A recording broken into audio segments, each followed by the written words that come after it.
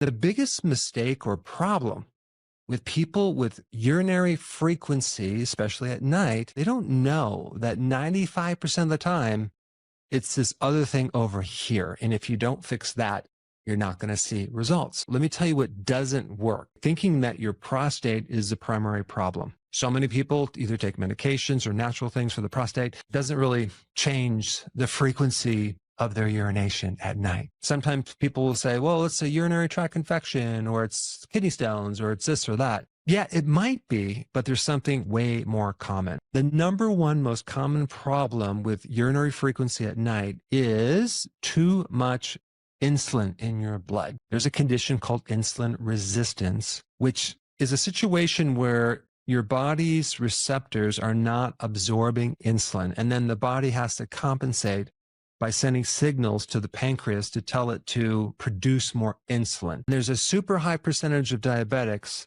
that have a problem getting up to the night and urinating very frequently. If you do have high blood sugar, what's going to happen is wherever the sugar goes, the water is going to go. Anytime the sugar is high, the body's going to get rid of it through the kidneys because it's considered toxic, and you're going to pee out more frequently. It's called polyuria, which basically means you're urinating very frequently. Insulin resistance causes an overactive bladder, even if your blood sugar is normal. There's experiments with dogs that they injected with insulin, and there's a high correlation with them urinating more frequently at night. Urinary frequency at night is an early sign that you have insulin resistance, which is a precursor diabetes. Insulin resistance causes your kidney to filter out things more frequently, puts more stress on the kidney. This is why the main cause of most kidney disease comes from diabetes. Also, insulin resistance causes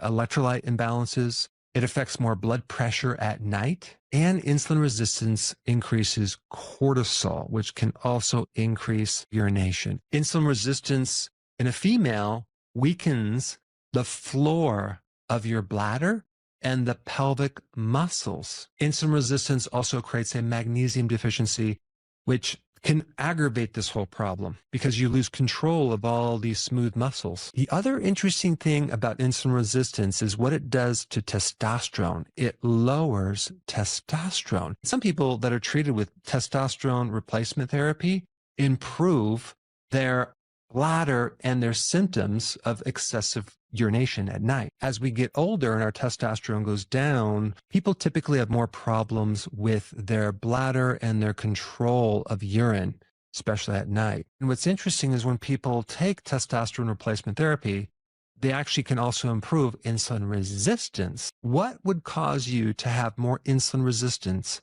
at night? If you guessed snacking at night, you are correct. That is the single number one damaging thing to your urination problem out of everything. When I'm talking about snacking, I'm talking about snacking on something like this right here, or even this right here. Even if you snacked on something healthy, that can also increase your insulin. So I'm going to highly recommend that you eliminate all snacks after your dinner. Don't drink anything after that period of time, because not only does refined carbohydrates and sugar cause insulin resistance, but it's also just eating in general will raise your insulin. These snacks also cause bloating before bed. They interrupt your sleep. Here's another problem with this. When you don't sleep because you're getting up and peeing every few hours, that lack of sleep then raises your cortisol.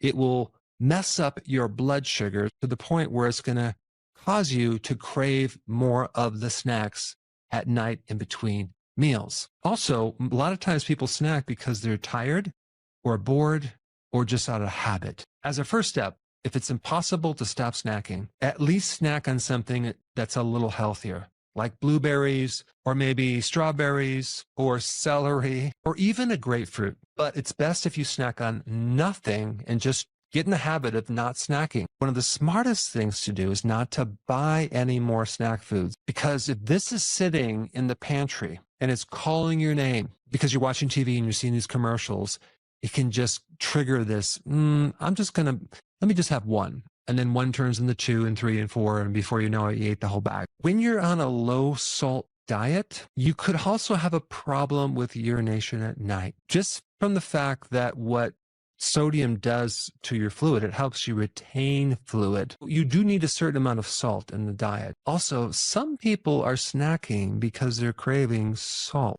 It could be that you just need to add more salt to your meal through the day so you won't have that craving. When you have enough salt, your cortisol stays down. People that have a salt deficiency usually have higher cortisol and it affects their sleep. Just make sure you have enough salt, sea salt, healthy sea salt.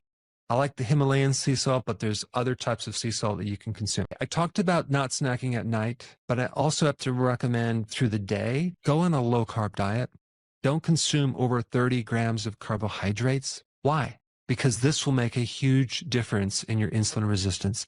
Yes, I'm talking about getting on the healthy version of the ketogenic diet, and I will put a link down below of exactly what that means. But equally as important is intermittent fasting, starting with 3 meals, no snacks, especially not snacking at night, and then going down to 2 meals. Skip your breakfast, have a lunch and a dinner, no snacking in between. Don't worry about your calories.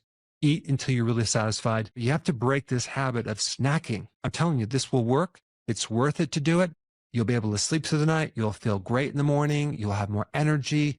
You'll have less cravings when you sleep better. Even adding 30 more minutes to your sleep is massive as far as health benefits. I did a video on this, and it's just incredible for your heart, for your blood sugars, for your stress level, for your energy, for your cognitive function, for your creativity, solving problems. It's massive. One last thing I'm going to recommend, make sure you have enough vitamin D. Vitamin D can help insulin problems, insulin resistance. It's very, very effective to that. Also, it can help with your sleep cycles. Also, make sure when you get vitamin D, you add it with magnesium. Both of those together will greatly help your sleep. And I'll give you the details of how much to take below in the description. But if you really want to know what you should be eating, I put that video up right here. Check it out.